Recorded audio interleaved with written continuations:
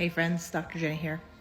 So this is such an important question because it really is the absolute core of what creates health in our pets. And all of the things that we see, whether they are food allergies, things like ear infections, licking their feet, having skin rashes, anal gland problems, sensitive stomachs, those are all actually related to food allergies.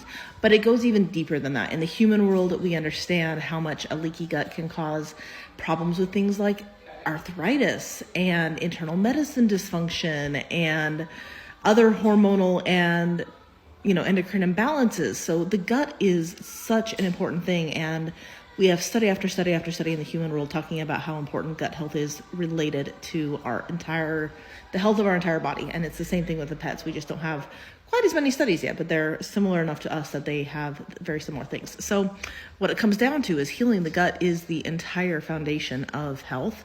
If we have a healthy gut, we can have a healthy body. Doesn't mean there may not be other healing to do, but we can't have a healthy body if we don't have a healthy gut.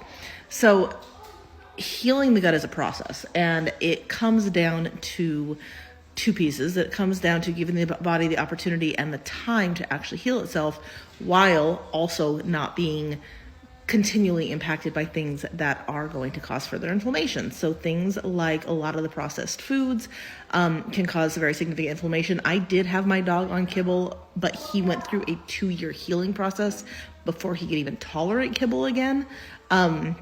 A lot of dogs really can't tolerate it just because it's so processed. A lot of dogs, this is a controversial subject, but grains for a lot of dogs are very, very inflammatory. And I would take every dog off of grains that I could if I had that opportunity. There's controversy there because of the links to heart disease, which is not as accurate as people say it is, but there is controversy there for sure.